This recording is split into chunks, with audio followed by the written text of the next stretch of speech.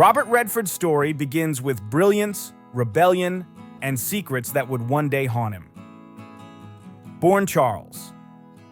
Robert Redford Jr. on August 18, 1936, in sunny Santa Monica, California, he came from a humble home built on grit and hope. His father, Charles Redford Sr., worked long hours as a milkman before finding steadier ground as an accountant, while his mother, Martha Hart Redford, was the beating heart of the family, a woman who pushed young Robert to dream bigger and paint his own world with imagination. Even though his name would later light up movie marquees across the globe, his early life was anything but glamorous. Growing up during the Great Depression, Redford learned early on about struggle, creativity, and the hunger to stand out. He wasn't the type to blend in. His wild streak and curious mind always made him different. He found joy in painting, drawing, and storytelling long before Hollywood ever noticed his face. At the University of Colorado, Redford earned a baseball scholarship, but life threw him curveballs.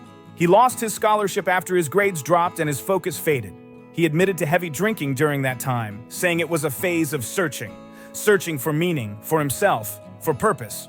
So, he packed up and took off to Europe. Living in Paris and Florence as a struggling artist, he soaked in the art, the architecture, and the culture that would later color every performance he gave. Those days shaped him deeply. They opened his eyes to what it meant to live freely and express honestly. When Redford returned to America, he didn't go back to sports. He chased a new dream: acting. He enrolled in the American Academy of Dramatic Arts in New York, and it didn't take long for everyone to notice the spark he carried. His calm confidence, his magnetic presence, his thoughtful way of speaking, it all made him stand out instantly. Soon, he found himself on Broadway in Barefoot in the Park, 1963, a role that showed off his natural charm and emotional depth. Audiences adored him, and critics couldn't stop talking about his talent. Then came Hollywood, and with it, destiny. Redford's breakout performance in Inside Daisy Clover, 1965, got attention, but Butch Cassidy and the Sundance Kid, 1969, made him a legend. Starring alongside Paul Newman, Redford captured the world's imagination as the handsome outlaw with a conscience. That film didn't just make him famous, it defined a generation of cool, confident American heroes. His chemistry with Newman was electric, and their partnership became one of the most iconic in movie history. The 1970s belonged to Robert Redford. He headlined hit after hit. The Sting, 1973, reunited him with Newman and scored him an Oscar nomination. Then came The Way We Were, 1973, with Barbra Streisand, a film that melted hearts everywhere, and All the President's Men, 1976, where he played journalist Bob Woodward, diving deep into political corruption and truth-seeking. Every role showed more of his sharp mind and artistic edge, but Redford wasn't just about fame, he had vision. His directorial debut, Ordinary People, 1980, was a masterpiece that shocked Hollywood. It swept the Oscars, winning 4, including Best Picture and Best Director. The movie's emotional honesty about family, grief, and communication proved Redford wasn't just a star, he was a storyteller with soul. In the years that followed, he kept raising the bar, with A River Runs Through It, 1992, Quiz Show, 1994, and The Horse Whisperer, 1998, he blended beauty, emotion, and truth like no one else could. Each film showed his ability to find humanity in the simplest moments, and audiences couldn't get enough. Yet Redford's greatest legacy might not even be in front of the camera. In 1981, he created the Sundance Institute in Utah, named after his legendary role to give independent filmmakers a voice.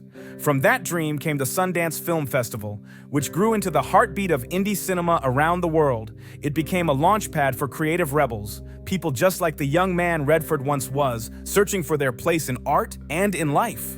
Over the decades, Redford became more than an actor. He became a force for change. His passion for protecting the environment, pushing for creative freedom, and telling meaningful stories turned him into one of Hollywood's most respected icons. And as he aged, he didn't fade. He evolved. From The Natural, 1984, to Out of Africa, 1985, his roles reflected wisdom, reflection, and quiet strength. Robert Redford didn't just live a Hollywood life, he built a legacy that feels timeless. Every triumph, every challenge, every whispered secret adds another layer to the story of a man who refused to be ordinary. Robert Redford kept shining even in his later years. His performances in All Is Lost, 2013, and The Old Man and the Gun, 2018, proved that time never dulled his spark. Those films showcased his quiet strength, that calm charisma and masterful control that only comes with decades of experience. When he finally announced his retirement from acting in 2018, fans across the world felt the weight of the moment, a true legend stepping back. Yet even in retirement, Redford's influence remained unshakable. Over 6 decades in the spotlight, and still, he never faked it. His honesty and curiosity defined him to the very end. Redford wasn't just an artist, he was a man whose personal life mirrored his depth on screen. His romantic journey told its own story, filled with love, loss, and the search for peace. His 2 marriages, first to Lola van Wagenen and later to Sibylle Sagars, reflected 2 very different eras of his life, one full of youth, ambition, and the chaos of fame, and the other rooted in maturity, calm, and a longing for balance. Each woman helped shape the man behind that mysterious smile, revealing a side of him the public rarely got to see.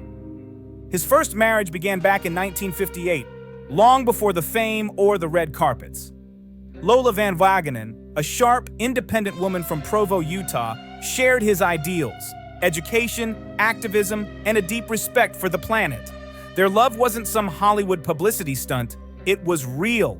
They eloped quietly, far away from flashing cameras, setting the tone for Redford's lifelong desire for privacy and authenticity. Together they built a family that became his emotional anchor, raising 4 children: Scott, Shauna, David, and Amy. Their home was filled with creativity, intellect, and a sense of purpose that reflected everything he valued most. But even the strongest love faces pressure when fame comes knocking. During the 1960s and 1970s, Redford became one of the biggest stars on the planet, thanks to hits like Butch Cassidy and the Sundance Kid, The Sting, and All the President's Men. Suddenly, his quiet family life collided with the chaos of Hollywood. He was often away filming, lost in the demands of back-to-back roles, while Lola held the family together at home. Despite her own success, she earned a PhD in American history and became an activist and documentary producer. The distance and constant spotlight began to create cracks. Their marriage lasted nearly 30 years, a rare feat in Hollywood, but eventually, the strain became too heavy. In 1985, they divorced, marking the end of a long and meaningful chapter. It was a deeply painful time for Redford, one that pushed him to reflect and rebuild. But even in separation, there was no bitterness. Both spoke highly of one another, grateful for the life and family they had created. It was clear that respect never left the picture. For years afterward, Redford focused on his passions: the Sundance Institute, environmental activism, and mentoring young filmmakers. He poured his energy into causes that mattered, living quietly and purposefully.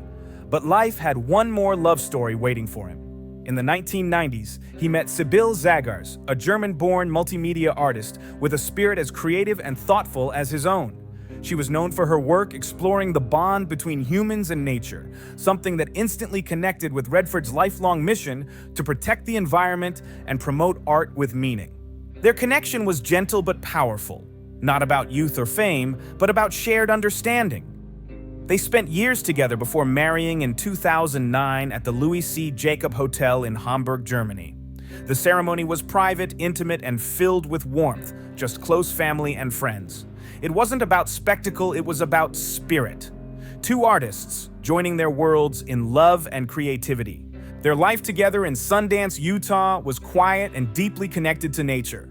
Away from the buzz of Hollywood, they found peace surrounded by mountains and open skies.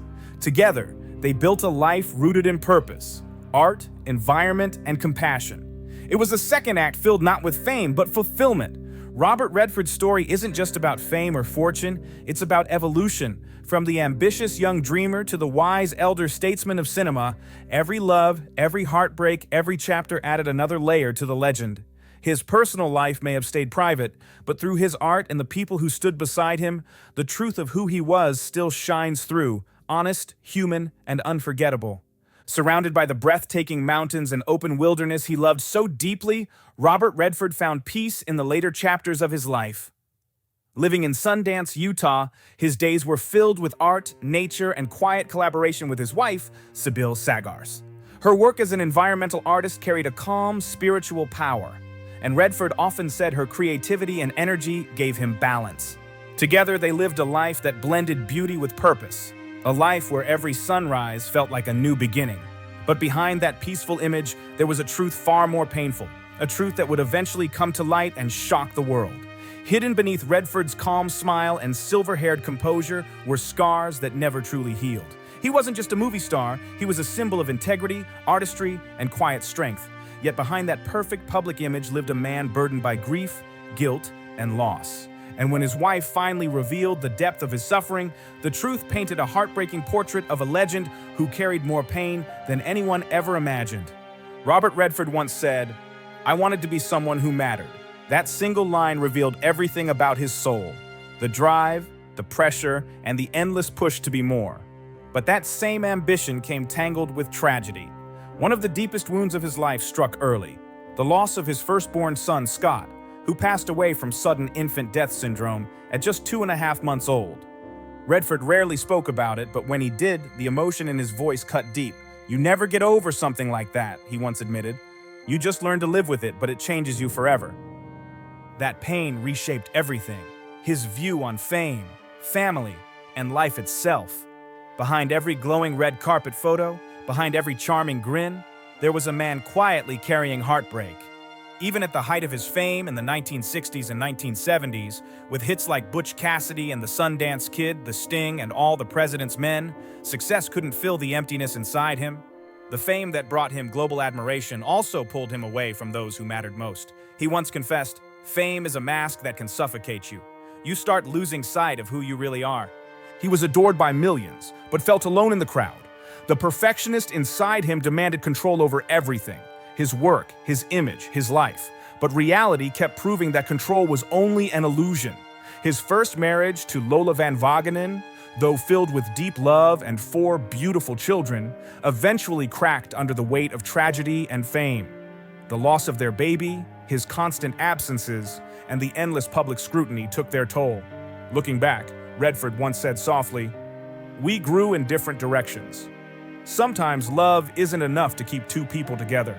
Their divorce in 1985 was heartbreaking, yet it marked a turning point for Redford, a moment when he realized peace couldn't be found in fame or success.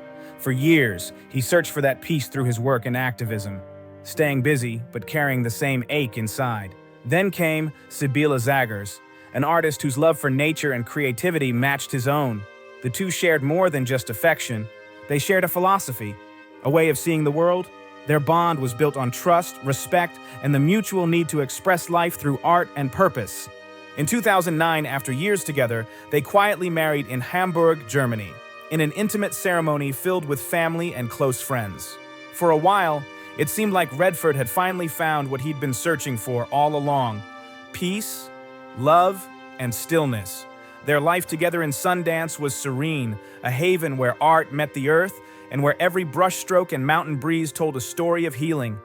But even in that quiet beauty, the past never completely disappeared. The pain he'd carried for decades stayed buried beneath the surface, hidden from the public eye. In later years, those close to him spoke of how he battled silent waves of sadness and emotional exhaustion, wounds left by loss, pressure, and the constant demand to live up to his own legend. His wife later revealed that he often struggled with deep emotional turmoil and periods of depression, the kind that fame couldn't fix and success couldn't silence. Behind the legend of Robert Redford was a man of incredible depth, a man who gave the world his art, his vision, and his heart, even as he carried unseen sorrow. The world saw the icon, the calm, golden Hollywood hero. But those closest to him knew the truth. He was human, fragile, and forever shaped by love and loss.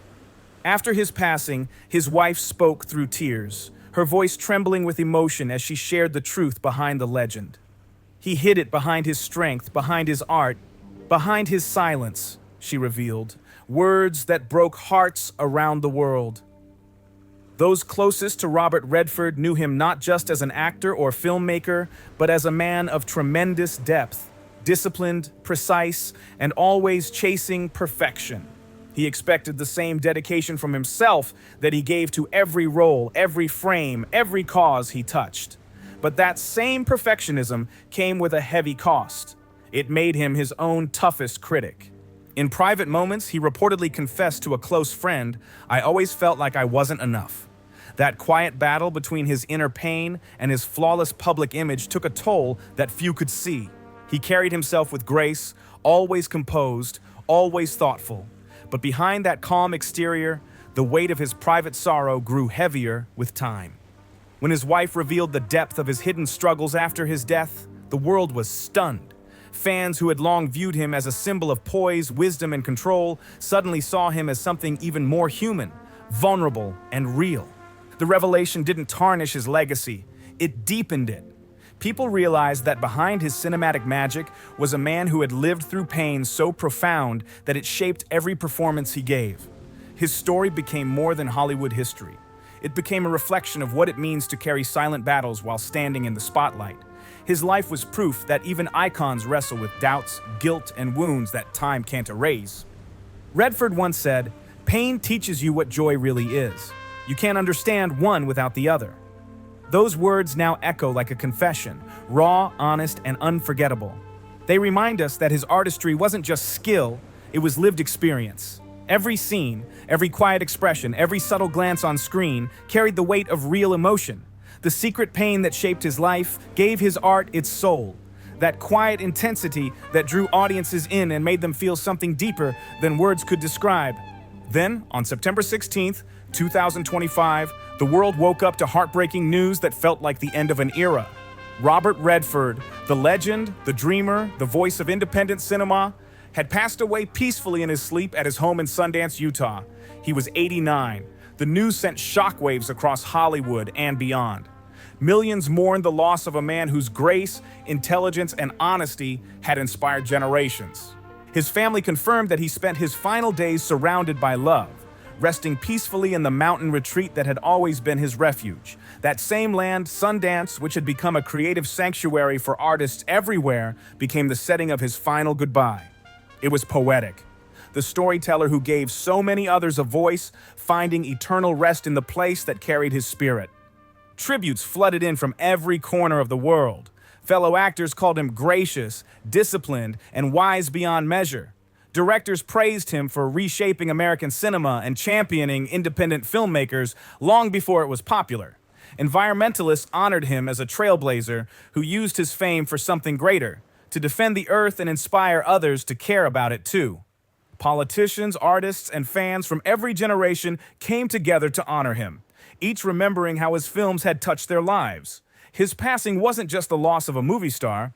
It felt like the closing of a golden chapter in American culture. Robert Redford had embodied everything timeless about art: dignity, truth, and authenticity.